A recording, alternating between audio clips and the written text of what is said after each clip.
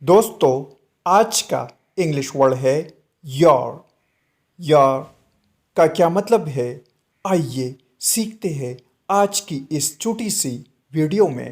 Viewers جو بھی نئے ہو تو چینل کو ضرور سبسکرائب کریں۔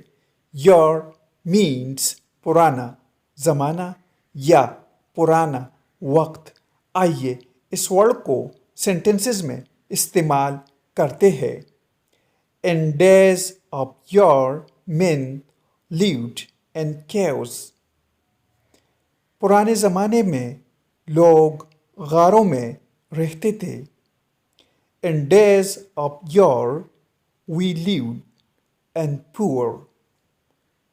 پرانے دنوں میں ہم غریبوں میں رہتے تھے۔ کیو کا مطلب ہے غار۔ ویورز ویڈیو کو لائک اور شیئر ضرور کریں۔ Thanks for watching.